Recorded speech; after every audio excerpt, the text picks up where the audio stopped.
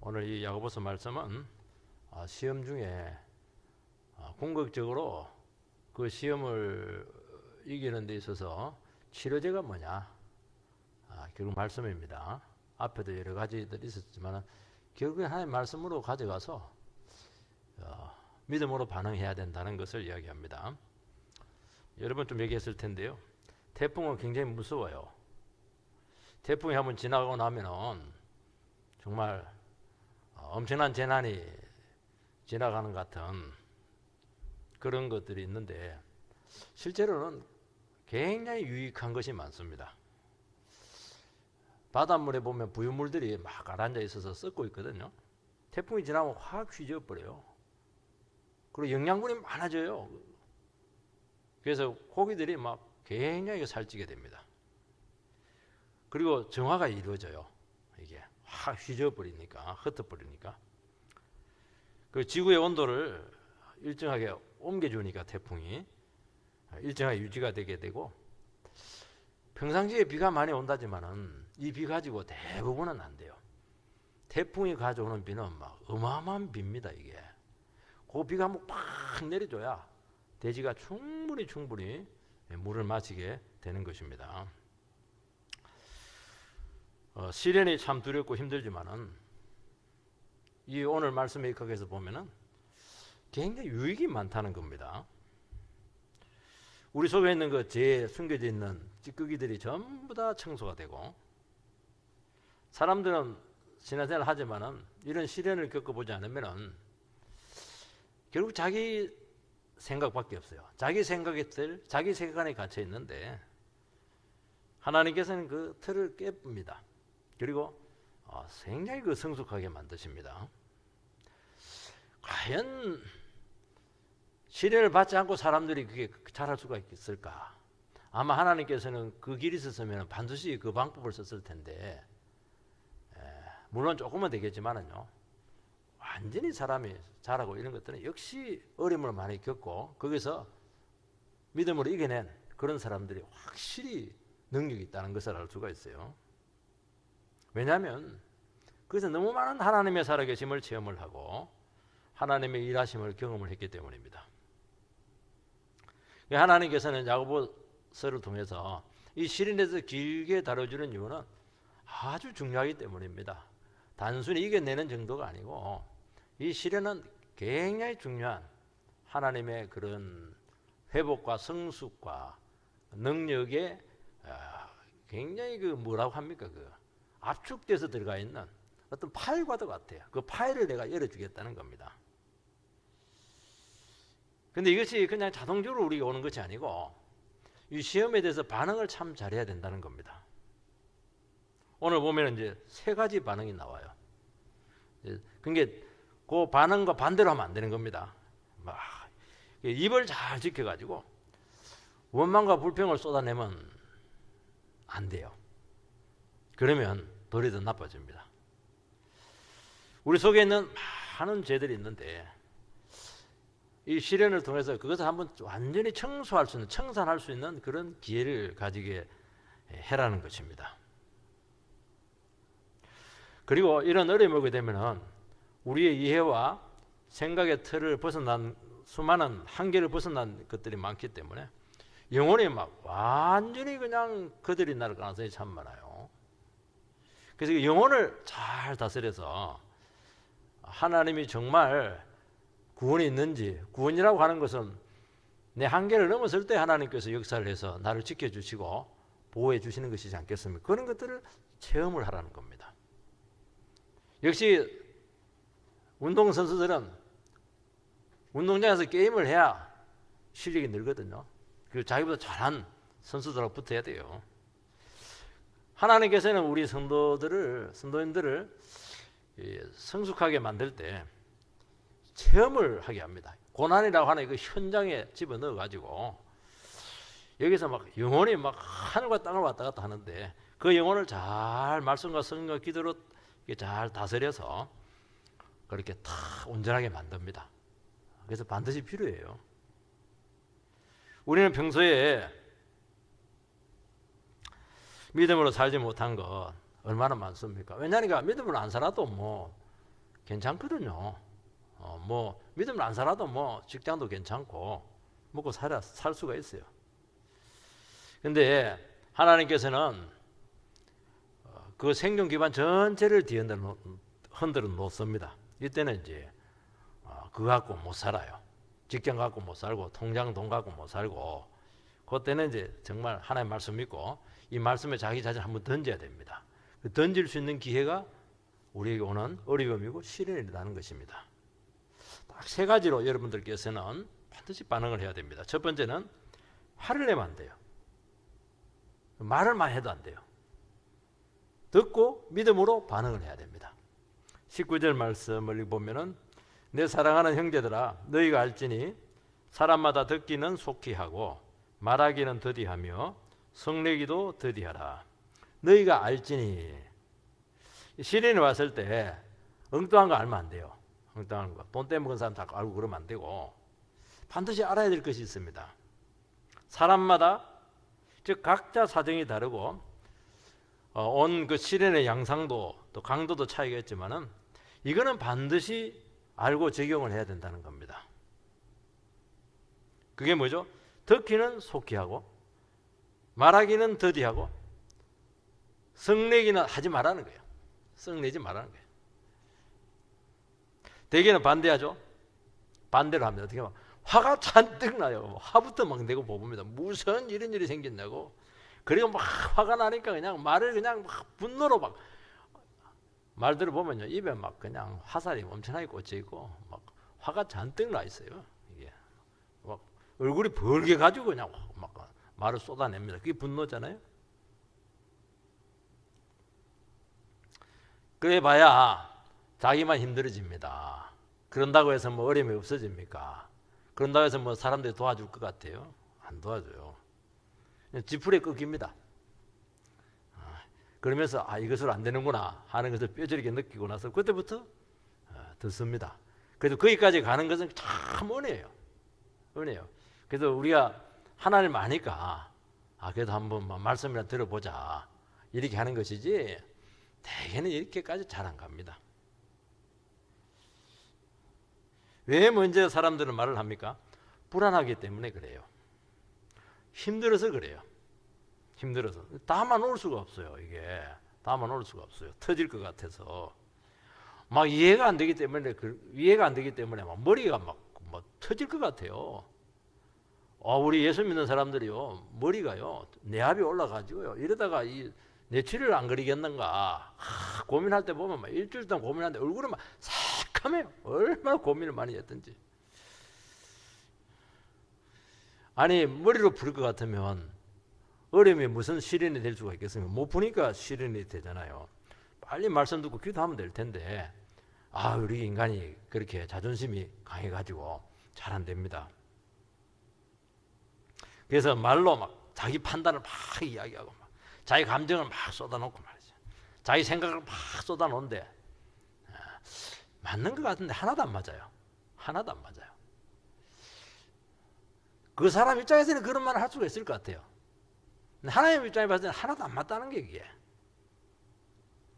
그리고 이제 절대로 좋은 말 안 하거든요. 나쁜 말, 부정적인 말, 미워하는 말 이런 걸 하면 할수록 이 감정이 나빠져요. 감정이 나빠지면 상태는 점점 안 좋아지는 것입니다. 이게 악순환이 될 가능성이 참 많아요. 그리고 뭐 말을 하고 이렇게 하는데 자기는 일주일 내내 고민해서 한마디 턱 하는데 그게요 정상이 아닙니다. 그게 완전히 그거 마귀한테 몇 번 이렇게 이용당해가지고 정말 희한한 이야기예요. 의심을 해도 그렇게 의심을 하고 판단 미스를 해도 그렇게 판단 미스를 하고 뭐 이렇게 결정을 내려도 막 얼마나 비상적인지 얼마나 얄팍한지 그런 말을 내뱉는 거예요. 우리가요 영혼이 깊어지게 되고 온전해지게 되고 바른 분별과 판단을 내리는 것은 성령이 와야 되거든요. 하나님의 마음이 있을 때 그게 보여야 이렇게 제대로 분별을 하게 되는데 막 화도 나 있지 마음도 찢겨져 있지 막 자기 밖에 모르지 상황에 압도되어 있지 그러니까 막 절대로 좋은 게 나올 수가 없어요. 그런 사람들은 가까이 안 해야 돼요. 왜냐하면 불똥이 나에게 튈 수 있거든요. 그래서 뭐라고 하냐니까 이건 명령이에요. 듣기를 속에 들으라는 거예요. 속히 들어야 돼요. 배워야 돼요. 뭘요? 내가 인생을 모르고 있구나. 내가 그동안 뭐 다 안다고 했는데 아이고 내가 하는 건 아무것도 없네. 그걸 인정을 하고 들어야 돼요. 말씀을 들어야 돼요. 이게 화를 멈추고 분노를 멈춰야 이게 가능합니다. 듣는다는 게 쉽지가 않아요. 아무리 옆에서 소리 얘기해도요, 화를 내고 있는 사람은 절대로 안 들어요. 안에 막 그냥 미움에 착 뛰는 사람들은 절대로 듣지 않아요. 그래도 일단 멈추면 돼요. 멈추면 조금 나아져요. 지레고 백성들이 홍해 앞에서 이제 뭐 도간에 던지었습니다. 앞에는 홍해물이 가르고 있고 양쪽에는 절벽이 있고 뒤에는 막 철병거로 그냥 대포가 그냥 바로가 그냥 공격을 해오고 있습니다. 도간에 던지었어요. 온갖 저주와 원망과 불평을 막 하나님하고 모세에게 막 쏟아놓습니다. 그때 모세가 위대한 말을 합니다. 출애굽기 14장 13절을 한번 띄워주시기 바랍니다. 출애굽기 14장 13절 같이 읽습니다. 시작. 모세가 백성에게 이르되 너희는 두려워하지 말고 가만히 있어서 여호와께서 오늘 너희를 위하여 행하시는 구원을 보라. 너희가 오늘 본 애굽 사람을 영원히 다시 보지 못하리라. 나오잖아요. 두려워하지 마라. 가만히 있어라. 가만히 서 있으라는 거예요. 가만히 물속에 뛰어들 자살하지 말고, 그리고 하나님께서 행하시는 구원을 보라는 겁니다. 이게 절망적인 위기 때 우리가 할 수 있는 길입니다. 움직이면 움직일수록 손해예요. 그리고 생명이 위험합니다. 아무것도 하지 마세요. 또 할 수도 없잖아요. 뭐 할 수 있는 게 아무것도 할 수 있는 게 없는데 하는 게 그게 안 되는 거거든요. 할 수 있는 게 없으면 안 해야 되는 겁니다. 그게 믿음이에요. 근데 할 수 있는 게 없는데 더 하려니까 문제가 되는 거거든요. 그래서 어려운 일이 닥치면 이유 불문하고 어떻게 해야 됩니까?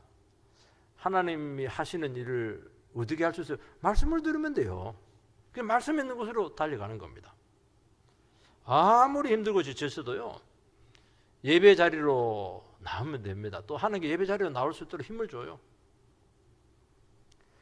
근데 놀라운 사실은 그때 많은 말씀이 아니에요. 생생한 말씀을 줍니다. 버릴 말이 하나도 없어요. 왜냐하면 전부 다 내 말이거든.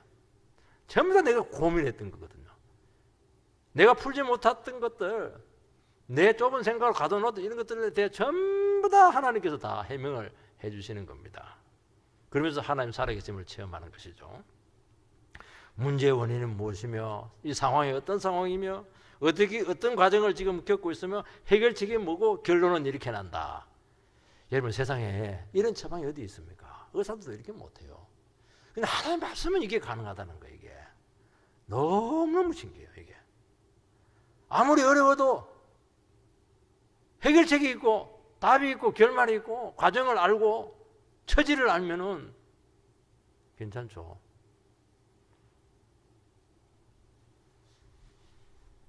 우리가 하나님 말씀을 묵상하기도 하고 또 경건서적을 듣기도 하고 또 뭐 참 신앙적으로 성숙한 분들과 대화도 중요해요. 근데 보니까 내가 제일 좋은 것은 역시 예배 가운데 성령이 부으시는 하나님의 말씀을 듣는 중에 이런 일들이 최고로 강력하게 많이 이루어지는 것을 알게 돼요. 요즘은 유튜브들이 좀 많아가지고 좋은 설교들이 좀 있어요. 뭐 골라서 좀 들어도 돼요. 설교 한 편 갖고 안 되면 막 6편 듣고 10편 듣고 그러면 거기서 한두 개 걸릴 가능성이 많아요.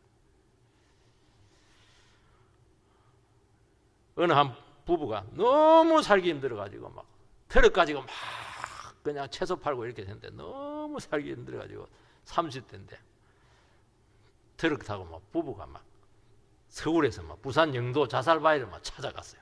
우리 막 죽어버리자. 거리가 멀잖아요. 영도 안에서도 굉장히 그 거리 많이 들어가야 되거든요. 근데 남편이 우리 가까운 교회 가가지고 한번 기도나 한번 하고 죽든지 하자. 그렇게 제의를 해요. 기도하는 중에 말씀이 생각이 났어요. 말씀이 생각났어요. 신학도 하려고 한 친구였는데 생각이 났었어요. 그러면서 네가 지금까지 여기까지 왔는데 이 절망지고 힘든 처지에 있는데 하나님 너 한 사람을 왜 죽이겠냐. 그래서 돌아왔어요. 잘 살고 있어요. 이런 경우들 참 우리는 많이 겪고 있습니다. 어떤 분은 자살을 기도했는데 그의 종소리가 막 들리는 거 마침 그때가 수요일 저녁 이 시간이에요. 설교라도 한번 듣고 그냥 자살이나 하자. 그래도 늦지 않을 것이다 생각을 했는데 설교 말씀이 전부 다 자기 말씀이었어요. 그 설교가 능력의 설교가 아니고 그 유명한 교회가 아니거든요. 우리가 이런 생각이 들었다는 것 자체가 하나님께서 부르시고 있다는 겁니다. 어려울 때 하나님께 우리 부르세요. 어떻게 부릅니까? 일어나. 예배드리러 나가. 밤새도록 고민했어요. 그럼 새벽 되면 뒤집어 자야 되는데 하나님께서 뒤집어 자지 말고 새벽 나가. 새벽 나가. 기도라도 해. 이렇게 하는 거예요. 그게 하나님 부르심이에요. 그 순종하면 사는 겁니다. 그러니까요, 우리가 하나님을 찾는 것도 진짜 은혜입니다. 하나님께서 사랑하기 때문에 그렇게 하는 거예요. 찾아가! 예배 자리로 가! 생판 안 나온 사람들이 한 번씩 예배 나올 때가 있습니다. 그러다 틀림없이 그냥 죽기 살기로 나온 거예요. 참 소중한 겁니다, 그거. 어려운 일이 딱 닥쳤을 때 생각을 많이 하면 안 돼요. 생각이 너무 많이 돌아가는데 그거 절대로 하면 빨리 멈출수록 좋아요. 스톱 이렇게 해야 되고 안 되면 막 머리를 벽에 박든지 이렇게 해서라도 멈춰야 돼요. 앞으로 어떻게 나갈까 걱정하고 내일을 어떻게 해결해 볼까. 절대로 이제 그렇게 하지 마세요. 하면 할수록 덫에 걸립니다. 하면 할수록 꼬입니다. 우리에게 강력한 무기가 있잖아요. 눈물로 기도하고. 저 요새 4층에 올라갔는데 너무 좋아. 막 아무리 소리 질러도 그냥 아무도 못 알아보고 이러니까. 거기서 한 바가지 눈물 쫙 흘리면 싹 다 해결돼요. 뭐라고요? 싹 다 해결돼요. 아, 너무 신기해요. 말씀의 자리는 막 나가는 거예요. 막. 왜냐면 주인님이 부르고 있거든요. 거기서 하늘이 열리는 거예요. 하늘 문이 열리는 겁니다. 거기서 인생의 무리가 풀리는 거예요. 그 믿음이 막 생겨요. 기가 막힌 일들이 나. 그때부터 하나님께서 막 사람을 만나도 알아. 하나님께서 나에게 오늘 이 사람 만나겠다는 걸 알아요. 어떤 말을 듣는데 평상시에 평상시적인 말이거든요. 근데 기도를 하고 하나님 만나고 나서 이야기를 들으면 그게 하나님이 주시는 말씀이에요. 너무 신기해요. 너무 신기해요. 절대 화내면 안 됩니다. 시련 때 잘 듣지 듣는 게 잘 안 되거든요. 화가 나면은 자꾸 급한 말을 하게 되면 화가 나요. 이 발동이 걸려가지고 일단 화를 내면 위험하고 너무 많은 것을 파괴합니다. 어려울 때는 하는 말이 기도가 될 때가 많기 때문에 안 좋아요. 신앙이 힘들 때 하는 말이나 이 태도가 참 중요합니다. 이게 구약이라든지 뭐 보면은 너무 절박하잖아요. 그때 말이 그 믿음이 맞아요. 너 그 떡 만들어서 그냥 나한테 주라. 하나 남았는데 그걸 순종하잖아요. 그게 믿음이었다니까요. 오늘 하늘을 뚫어가지고 양식을 다 주겠다 그렇게 하니까 그 문지기가 있다가 내 손에 장을 찢을 그런 일이 안 생긴다 이러니까 엘리사 선지자가 너는 보기는 하겠지만 먹지를 못한다 그 얘기합니다. 저주가 임했죠. 그대로 되는 거예요. 왜냐하면 어려울 때 그 반응이 믿음이에요. 그래서 힘들 때 말을 정말 조심해야 되고 태도를 잘 해야 됩니다. 목구멍까지만 올라와요. 막 부정적인 말이에요. 화가 머리 끝까지 막 치밀어 올랐어요. 입을 딱 다물고 막 머리에 뚜껑을 팍 뚜껑 열리면 안 됩니다. 주전자 뚜껑 열리듯이 폭발입니다. 그러면 요번 정말 믿음으로 살았는데 한순간에 하나님께서 전부 다 가져갔어요. 쫄딱 망했어요. 망한 정도가 아니고 병 걸리고 자식 다 잃고 가져가도 적당한 걸 가져가야 되는데 다 가져가 버려요. 자식 부인하고 둘이 땅땅이라는데 부인마저 그냥 너무 화가 나가지고 믿음 좋다지만 꼴 좋다 이러면서 하나님 원망하고 팍 죽어버려라. 이래서 집 나가버렸어요. 아내 부부가 같이 기도해줘도 뭐 할 텐데 막 복장을 터뜨리는 거예요. 여러분 이런 상태였으면 어떻게 하겠습니까? 자살이죠. 그래도 욥은 뭐라고 하니까 내가 입술로 범죄하지 않았다. 딱 그 얘기를 해요. 이야, 욥은 욥이에요. 욥은 욥입니다. 가장 힘들 때 우리 마음속에 있는 본심들이 여과 없이 표현되는데 굉장히 치명적이고 우리는 이런 실수를 너무 많이 이렇게 자행을 한다는 것입니다. 20절 말씀을 보면 사람이 성내는 것이 하나님의 의를 이루지 못함이라. 하나님의 문제가 뭐냐니까 하나님께서 역사할 수 있는 여지가 없어진다는 겁니다. 하나님의 의를 이룬다는 하나님께서 해야 이게 바르게 되거든요. 우리가 그때 우리 상태가 안 되기 때문에 우리가 하는 건 전부 다 불의한 거예요. 악한 거고 나쁜 거예요. 하나님께서 이렇게 하게 해야 되거든요. 하나님께서는 이 어려움을 통해서 성도의 진정한 믿음의 모습을 보여주기를 바라시죠. 그때 막 어려운 가운데 막 기도하고 눈물 흘리고 막 기뻐하고 감사하며 막 하나님 막 너무 좋아합니다. 누가 봐도 좋잖아요. 그게 하나님 뜻이거든요. 하나님 막 그 사람 뭔가 해주고 싶어가지고 막 못 해줘서 막 난립니다. 화를 내면 안 돼요. 근데 탁 멈추고 조용하고 온유한 마음으로 이렇게 자기 자신의 경건성을 탁 지키면요, 하나님께서 느껴져요. 일하고 있구나. 나를 바른 길로 인도하고 있구나. 내가 지금까지 온 이게 잘못된 게 아니구나. 나는 내가 잘못해가지고 이리 된 줄 알고 막 원망 많이 했는데 아니라는 거예요. 잘하고 새로운 하나님의 좋은 길이 있다는 것을 가르쳐줘요. 그리고요, 참 참고 침착을 유지하고 그렇게 하면요, 우리 안에서 하나님께서 역사하는 증거들이 너무 많이 나타나는 겁니다. 화를 내고 흥분해버리면 이게 아무것도 없어져요. 그래서 그렇다는 겁니다. 두 번째는 어떻게 해야 되냐니까 성숙의 기회로 삼아야 됩니다. 21절 그러므로 모든 더러운 것과 넘치는 악을 내버리고 너희 영혼을 능히 구원할 바 마음에 심어진 말씀을 온유함으로 받으라. 어려움이 왔을 때 우리 속에 있는 모든 더러운 것과 악을 내어버릴 기회라는 것입니다. 우리는 평상시에 신앙생활을 하지만은 마음속에 온갖 제약들이 다 있어요.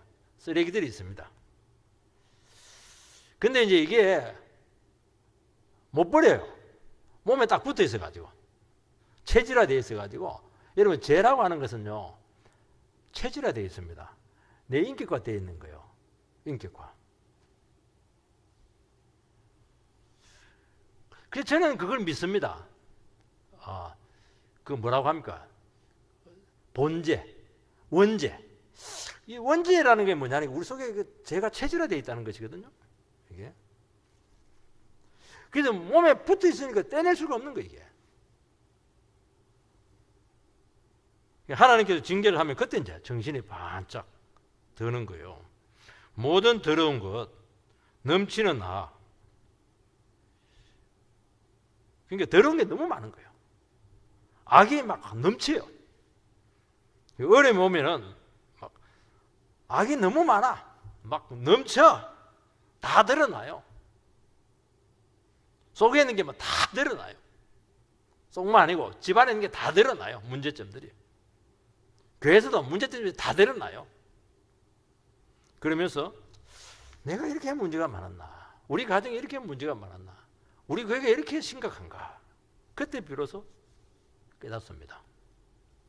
그때 어려움도 어려움이지만은 정작 시급한 것은 바로 내가 미처 깨닫지 못했던 이 죄악이라는 것을 깨닫는다는 거예요. 왜냐하면 우리는 상황에 압도되기 때문에 원인을 모르거든요. 원인 분석이 안 되거든요. 그런데 바로 이것이 나도 모르게 야금야금 허용하고 있었던 인격화된 이런 죄악들이 내 영혼과 인생을 결정적으로 갉아먹고 있었다는 겁니다. 작은 것들이에요. 어찌 보면 크지도 않아요. 기도해야 될 시간에 스마트폰 보고 있고 말이지. 말씀 묵상해야 될 시간에 막 텔레비에 막 몇 시간 바쁘리고 이런 것들이 정말 체질화되고 악한 습관들이기에 이게 뭐 재밌잖아요. 이게 성경 보고 기도하려면 무릎도 아프고 이게 머리도 아프고 그래요. 텔레비는 막 너무 재밌거든. 스마트폰은 막 와, 손 안에 막 세상이 들어있으니까 막 척척 넘길 때 이건 막 굉장히 기분이 좋아요. 스마트폰에 텔레비하고 이 스마트폰 차이인 거더라고. 텔레비는 몇 개 넘길 게 없는데 스마트폰은 많이 넘겨요. 그렇게 하는 거예요. 그래서 해결을 많이 하면서 깨끗해지게 되는 것입니다. 여러분, 우리 제약이라고 하는 것은 이게 버리기가 정말 아깝습니다. 왜냐하면 돈을 많이 들였고 시간을 많이 투자했거든요. 그래서 참 재미가 있어요. 세상에 그 재미는요, 전부 다 죄가 들어가야 돼요. 너무 깨끗한 남녀가 서로 사랑해서 결혼했다. 그거는 재미가 별로 없어요. 그래서 드라마를 안 만듭니다. 근데 막 온갖 지저분한 것들은 막 드라마가 돼요. 재미있거든. 그 제약을 포기할 때 하나님이 너무나 기뻐하세요. 우리가 하나님 매 맞기 전에 먼저 은혜 받고 참 버릴 때 하나님 참 기뻐하죠. 왜냐하면 참 서로 때리는 것도 아프고 맞는 것도 아프고, 자식이 매 맞는 자식이 아플까요? 때리는 엄마가 아플까요? 때리는 엄마가 아프죠. 그래서 되게 신앙이 있는 부모들은 자식 앉혀놓고 자기를 때립니다. 어떻게 때립니까? 거기서 자기 앞에서 자기가 회개해요. 내가 못 가서 이렇다고, 내가 믿음에 못 살아서 그렇다고 애가 막 죽으려고 그래요. 그 기도 듣고 그 자식이 해결 안 하겠어요? 그렇게 키우는 거예요. 그렇게.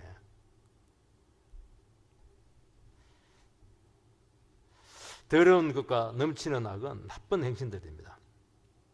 우리가 믿음 생활을 하다 보면 우리도 모르는 사이에 야금야금 죄를 허용하고 쓰레기들이 이렇게 주위에 마련되어 있습니다.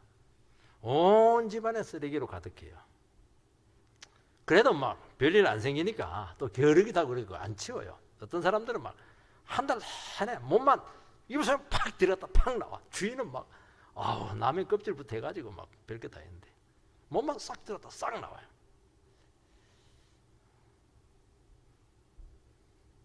어려움이 생기면은 스스로 이 제약된 습관들을 버립니다.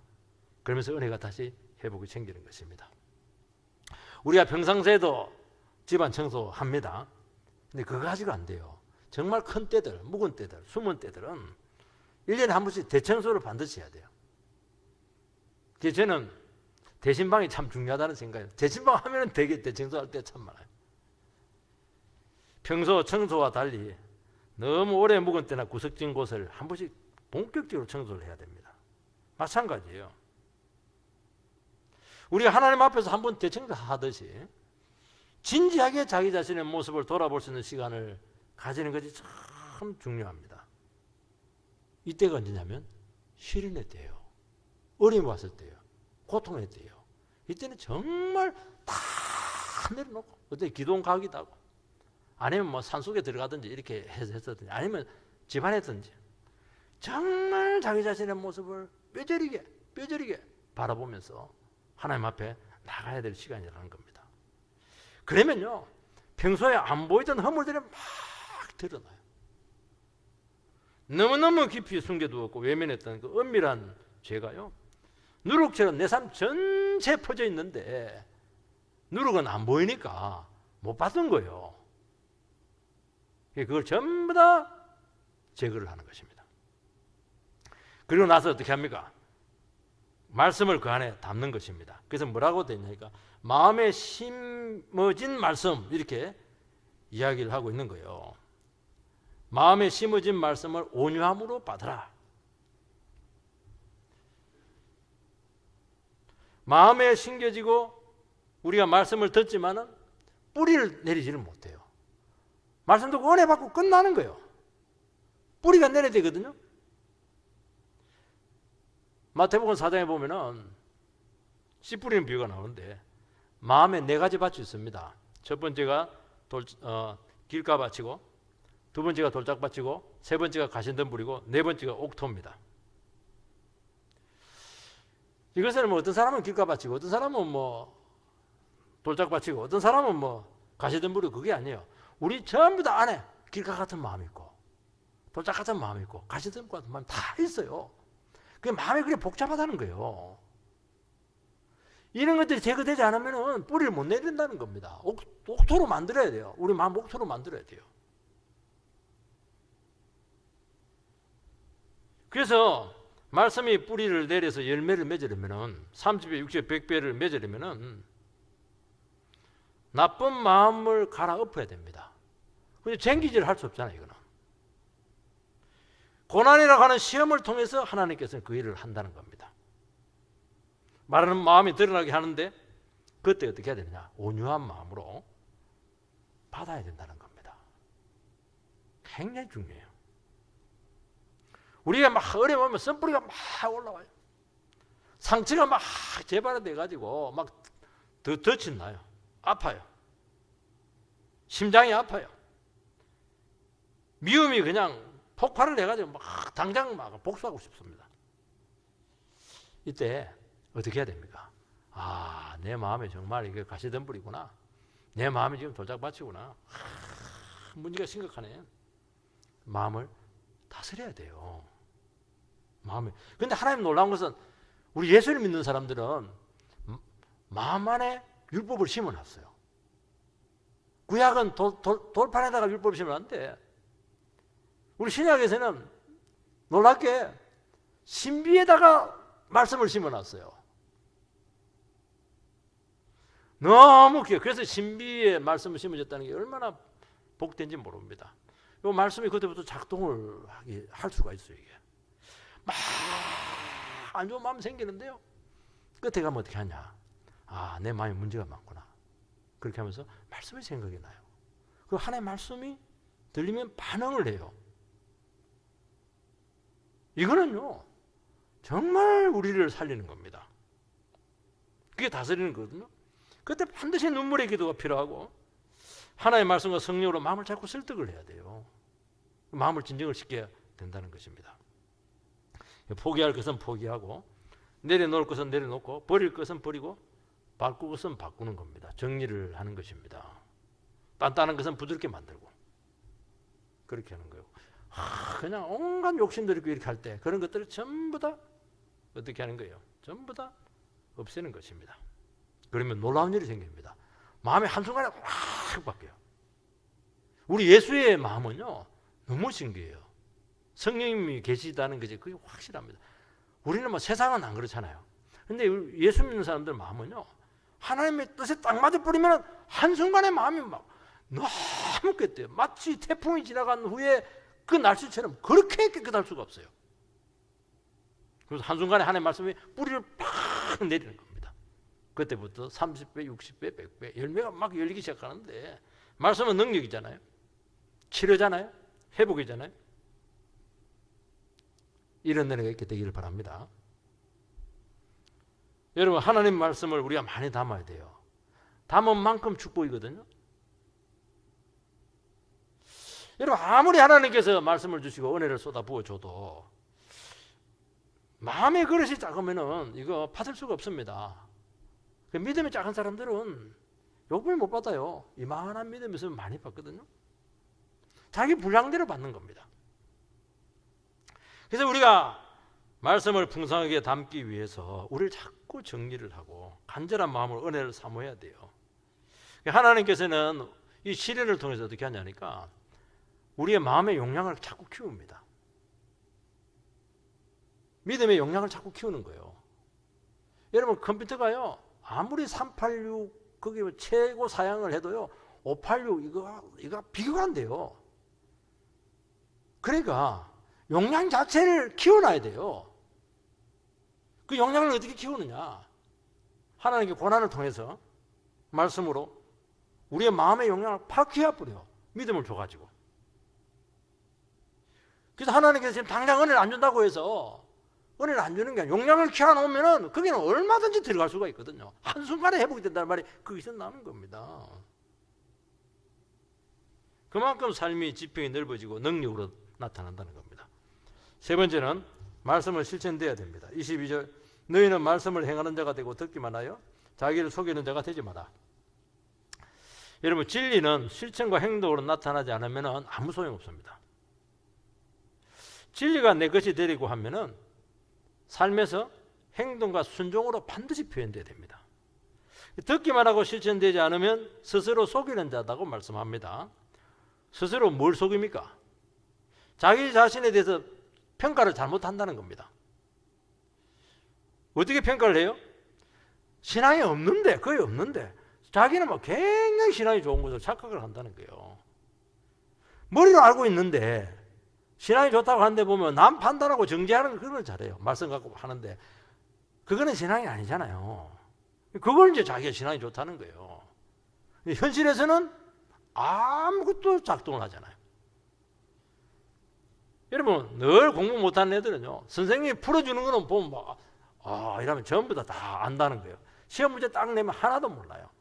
자기가 그 문제와 또 비슷한 문제를 가지고 뭐 여러 번 그 연습을 해서 그 해법들을 딱 가지고 있어야 되거든요. 그게 실력이잖아요. 믿음도 마찬가지예요. 실력이 있어야 돼요. 여러분 말씀이 현실에서 적용되고 실천되는 것은 굉장히 어려운 과정입니다. 인생의 문제는 뭐냐? 왜 말을 했는데 그 말대로 안 됐냐는 거예요. 이걸 어떤 사상과 종교도 풀어내지 못했어요. 그런데 예수님은 그것을 풀어냈어요. 그게 복음 위대한 겁니다. 아무리 잔소리해도 안 되거든요.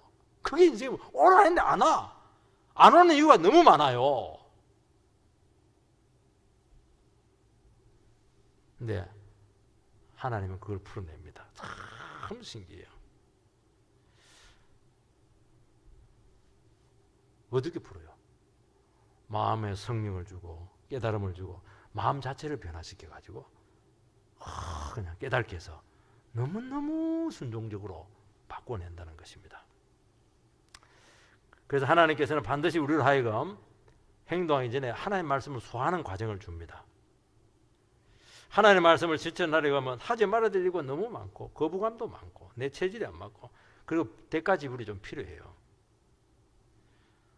말씀은 막 자꾸 하지 말라고 제한을 하는 내용이 많지 않습니까?